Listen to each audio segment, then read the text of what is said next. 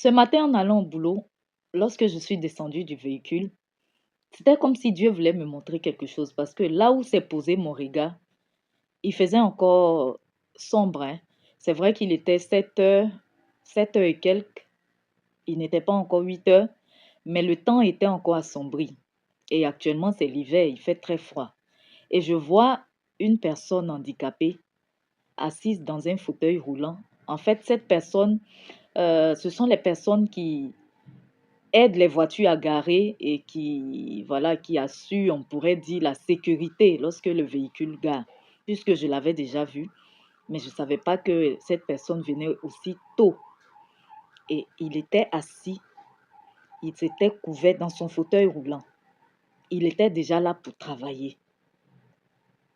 Assis, c'est-à-dire ses deux pieds ne fonctionnent pas, puisqu'il était dans un fauteuil roulant. Il avait couvert ses pieds. En fait, il avait essayé de se couvrir comme il pouvait pour, voilà, éviter un peu le froid. Et moi-même, en fait, que- généralement, lorsque j'ai froid, je pense surtout aux personnes qui dorment dans les rues. Parce que imagine, toi, tu es dans une maison, tu as froid à un tel point, hein, parce que ces deux temps-là, il fait froid. Et tu imagines certaines personnes qui dorment dans les rues. Comment est-ce qu'elles vont faire? Bon, ça, c'était une parenthèse. Ce n'était pas vraiment, ce n'était pas, c'est pas le sujet, en fait, que je veux traiter. Alors, mon frère, ma soeur, dis-moi, est-ce que tu me vois? Tu me vois ou non? Tu me vois? D'accord. Donc, ça veut dire que Dieu t'a préservé. Tu es encore vivant, tu es encore vivante. Mais tu t'es plaint. Tu t'es plaint parce que tu n'es pas encore mariée. Oui, parce que c'est nous les femmes qui aimons beaucoup le mariage. Mais sache que il y a des personnes qui sont mariées, mais qui sont plus célibataires que toi. Il y a des personnes qui sont mariées, qui ont été précipitées dans l'au-delà par leur partenaire. Il y a des personnes qui sont mariées, qui sont plus dans la solitude que toi, oui, parce que tu n'es pas la seule ni le seul à être dans la solitude. Tu peux voir des gens comme ça dans la rue, dans de grosses voitures, quelquefois même des stars, des personnes qui sont adulées publiquement. Tu vois les personnes physiquement qui brillent, ça a l'air d'aller, qui ont l'air heureuses. Mais quelquefois, certaines de ces personnes-là sont plus seules que toi. Mon frère, ma soeur, tu te plains parce que tu ne travailles pas encore. Il y a des gens qui travaillent, mais qui n'arrivent même pas à garder quelque chose, qui n'arrivent même pas à prendre soin de leur famille, qui n'arrivent même pas à, à subvenir à leurs besoins correctement. Tu te plains parce que tu n'as pas encore d'argent. Mais il y a des personnes qui ont de l'argent et qui ont laissé cet argent-là, qui sont couchés dans les cimetières. Il y a des personnes qui ont assez d'argent, mais qui sont couchées dans les hôpitaux.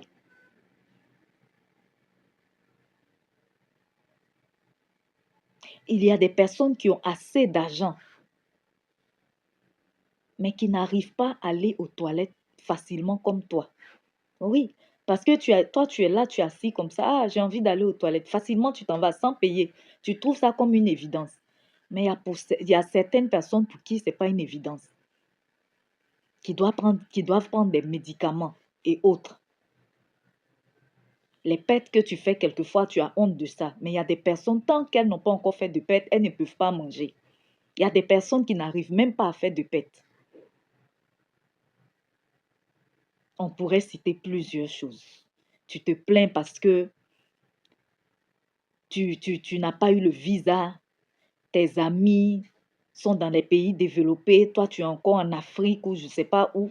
Mais sache qu'il y a beaucoup qui sont dans ces pays développés-là qui dorment dans la rue. Toi, tu es chez toi, tu dors au moins dans une maison. Oui, parce que là-bas, là, c'est facile. Tu te retrouves dans la rue comme ça. Ce matin, je sais pas, j'ai eu 2 clients comme ça qui m'ont dit qu'ils étaient dans la rue. Une dans un foyer, un autre dans la rue, qui s'est retrouvé dans la rue, en train de pleurer en hiver, en plein hiver, en train de pleurer. Il a même raccroché parce qu'il ne pouvait pas tenir. On pourrait citer plusieurs choses. Donc, mon frère, ma soeur, c'est pour te dire que remercie déjà Dieu pour ce que tu as. Reconnais déjà, prends soin déjà de ce que tu as. Réjouis-toi déjà dans ce que tu as. Rends grâce à Dieu. Parce que ce que tu veux aller chercher, tu penses que les autres ont, que toi tu n'as pas. Il y a des choses aussi que ces personnes-là t'envient. Par exemple, ta santé. Parce qu'il y a des gens qui ont tout, qui n'ont même pas la santé. Pour revenir sur l'histoire de ce monsieur, assis dans un fauteuil roulant, obligé de travailler de bon matin, de bonne heure. Celui-là, il va dire quoi? Toi, tu as tous tes membres au complet, tu ne veux pas travailler, tu cherches la vie facile. Mais dans ça encore, tu te plains. Dans ça encore, tu vas dire que les gens ne veulent pas t'aider, tu ne trouves pas le travail de tes rêves. Lui, il va dire quoi à Dieu, ce monsieur-là? Mais il y a des gens qui sont dans des situations comme ça, pire, mais qui ne se plaignent pas, qui glorifient Dieu chaque jour. La vie, elle ne nous donne pas toujours ce que nous voulons et au moment où nous voulons. Donc, soyons déjà reconnaissants à Dieu pour ce que nous avons et puis prions en silence pour ce que nous voulons avoir. En 2025, là, il faudrait que nous changions de mentalité. Arrêtons de nous plaindre à Dieu. Arrêtons de maudire Dieu pour des choses éphémères.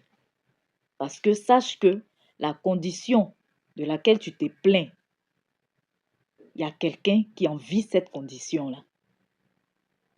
Je ne dis pas de ne pas aspirer à mieux. Ce n'est pas ce que je suis en train de dire.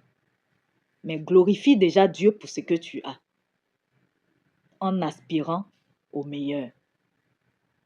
Que Dieu bénisse spirituellement et physiquement notre année 2025. Mon frère, ma soeur, je te souhaite une joyeuse année 2025, surtout une année de santé, parce que la santé, sans la santé, on ne peut rien faire. Imagine-toi, tu es malade. Même si on t'appelait pour travailler à un poste où on devait te payer des millions, tu es alité, tu vas faire comment? Tu ne pourras pas y aller. Donc surtout, préservons notre santé. Prenons soin de notre corps, mais aussi de notre âme. Parce que c'est celle-là qui sera après la mort. Le corps, il va tout simplement périr après quelques moments, après